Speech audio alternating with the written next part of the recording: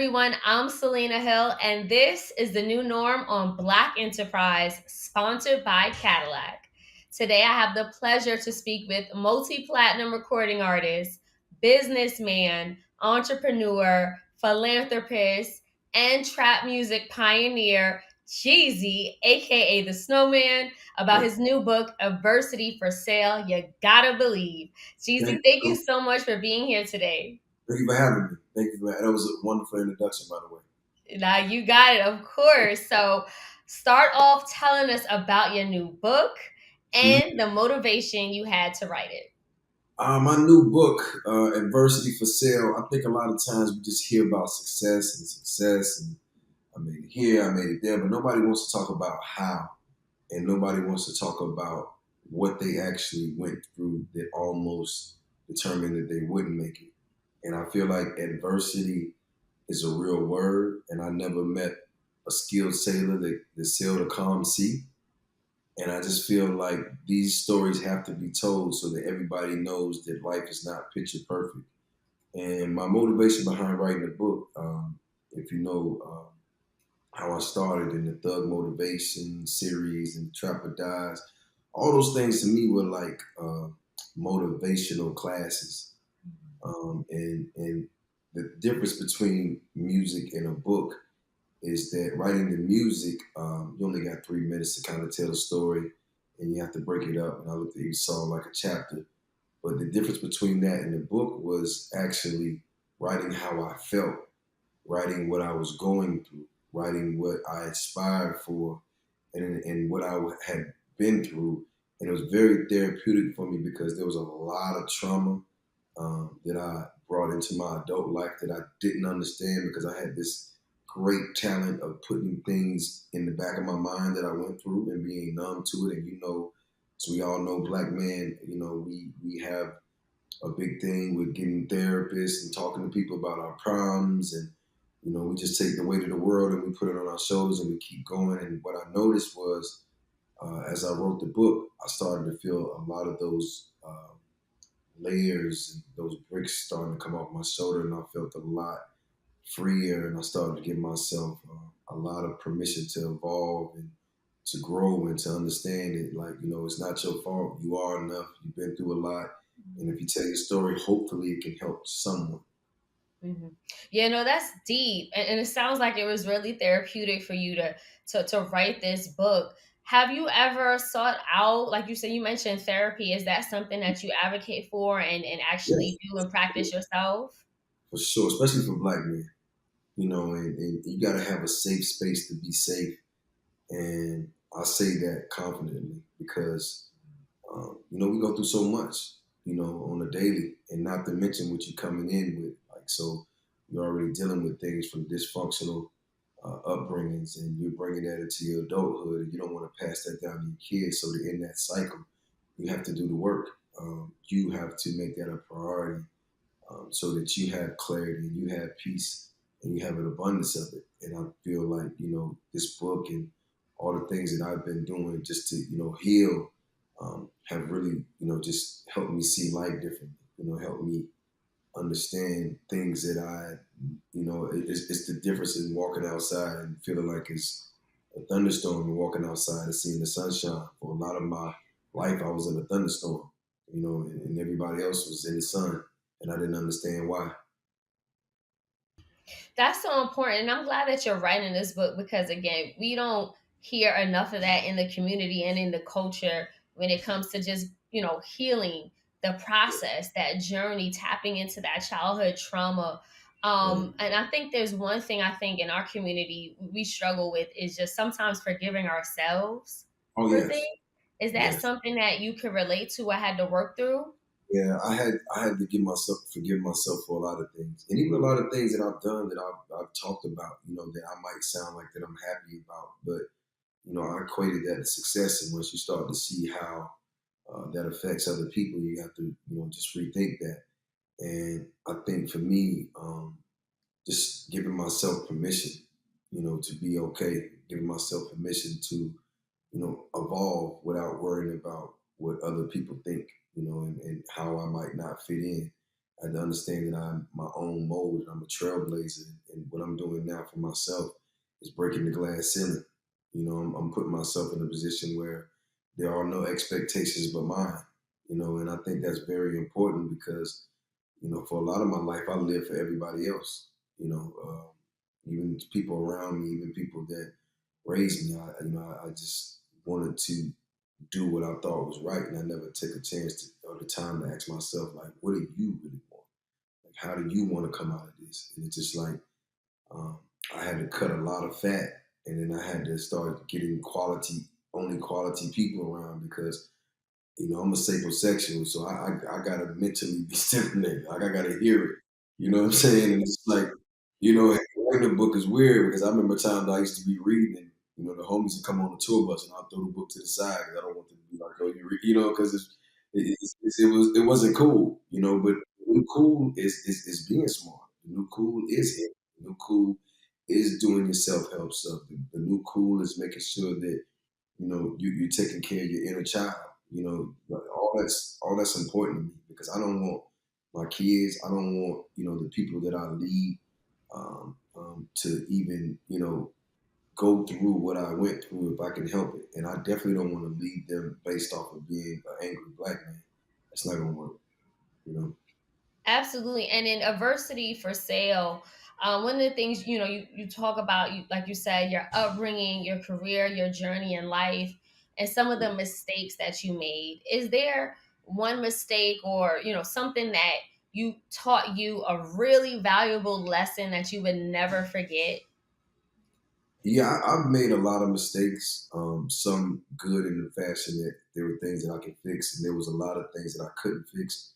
One that really bothered me the most that I started to understand just coming up because, and the book helped me understand that as well. I'd already started on my path was how I didn't trust, right? And I didn't trust based off of the things that I've been through, rightfully so.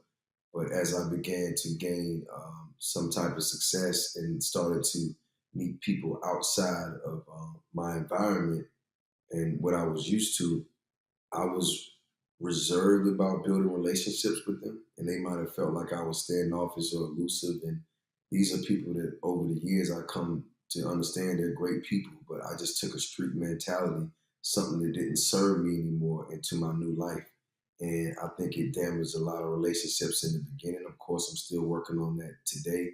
And I have to tell people, like, I was in a bad space, man. I just didn't understand, It was just so many things that I was so used to, and it's almost like being a war veteran and coming home and you're just trying to, get used to things. But you got post traumatic stress and just all these different things going on, and it's just like the regular person wouldn't understand why you're not, communicating with them and why they're reaching out. And you're in your own world, and you're you're fighting this battle in your head that nobody knows you're fighting. And you're trying to win it every day, and it's just like it's costing you your relationships. And one thing I've started to really understand, like, people are dope. You just meet some people that are just so fascinating. You're like, man, wow, you really had a dope life. You just start to build with them. You guys connect on so many things, but you have that wedge in between, or that wall. And that's one thing I had to learn. Like, a wall can protect you, but it also doesn't allow people to come in. You know. So how did you really get to this space in life where it's okay to be vulnerable, it's okay to be yourself? I think a lot of us struggle with being vulnerable Right. and showing people who we really are. Like the example you said, where you would, when some of the homies came around, you threw the book to the side. And That a was lot of us are like, oh shoot, somebody's watching, let me put that face on. How do you get to the right. point where you are like, hey, this is me, love me, like it or leave it, but this is Right. who I am? One thing, learning that you only get one life to live, right? And when you stop caring about people's opinion, it only makes that life more joyful, right? And the one thing that I had to really understand is that everybody's going to have an opinion, but that doesn't mean that they're right, right? And once you stop living for people and you live for yourself, it's just something about that life, right? And the vulnerability part is powerful. That's what a strong person would do. Somebody who's weak or frail would try to put on a mask to convince you that they're a certain type of way.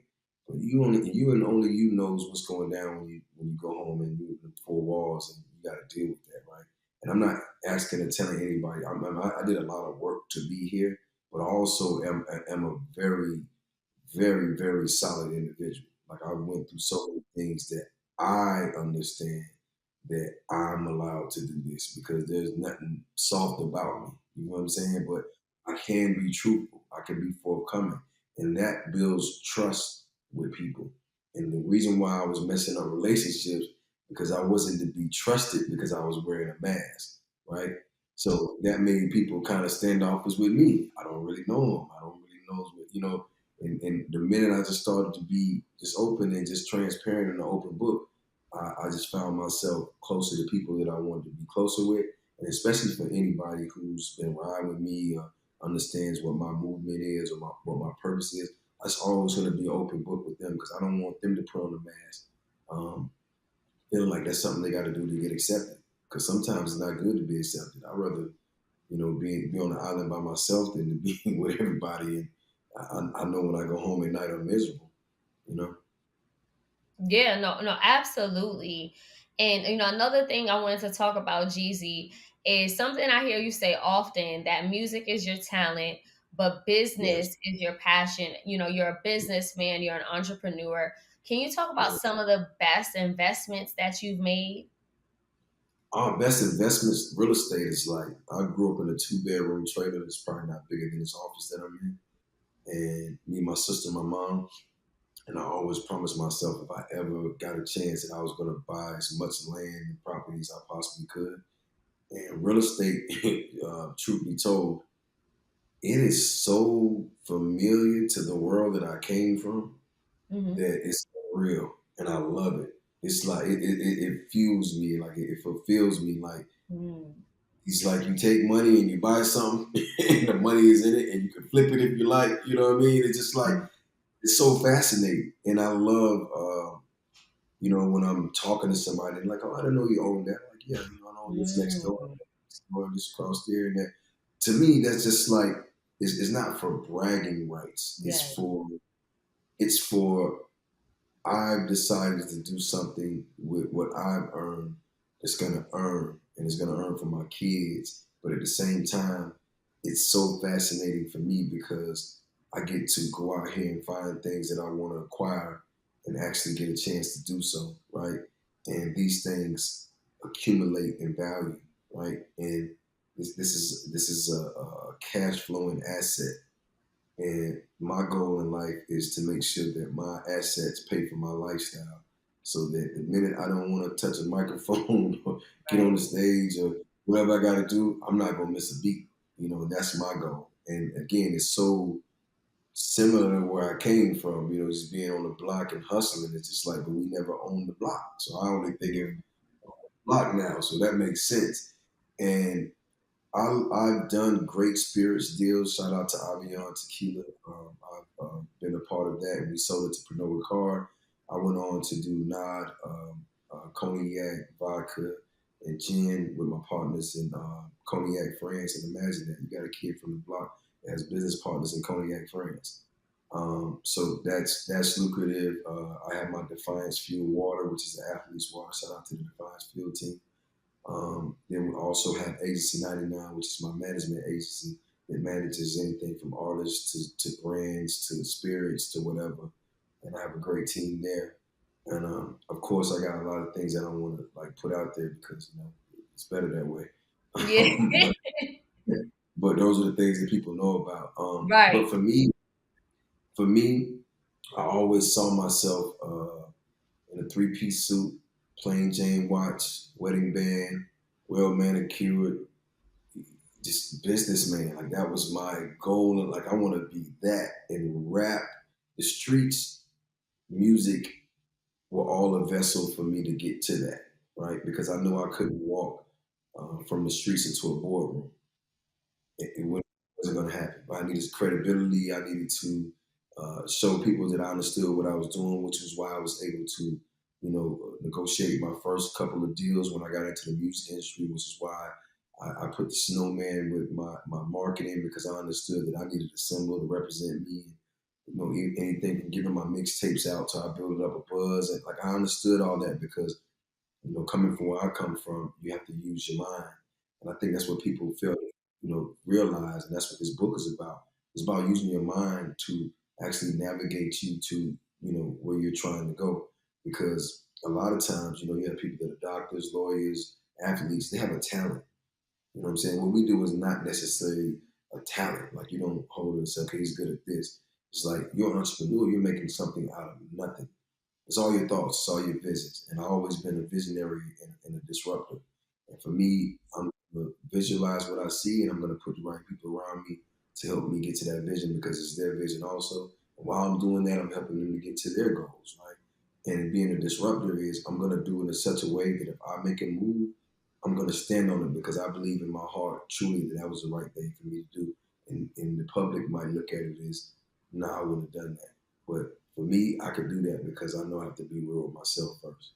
You know? Right. And geez, I know we got to let you go, but when you talked about the vision you have for yourself with the Mm-hmm. plain Jane, the manicure, well manicured, the wedding band, you've accomplished all of that. You're Yes. living in that.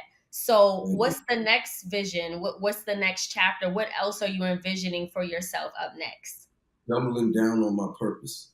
And I tell anybody, you got to have something that's bigger than you. What's bigger than me right now is my culture. It's the next generation. It's the people that are coming out in the streets and don't understand what the moral compass is. It's the being a trailblazer and doing things just to show. They say the first person to run, the 100 yard dash and do it in so many seconds, and after that, everybody came and done it. And for me, that's my purpose to show people that look like me, that think like me, that talk like me, that walk like me, that you can do anything in this world you want to do if you apply yourself and you stay on your path.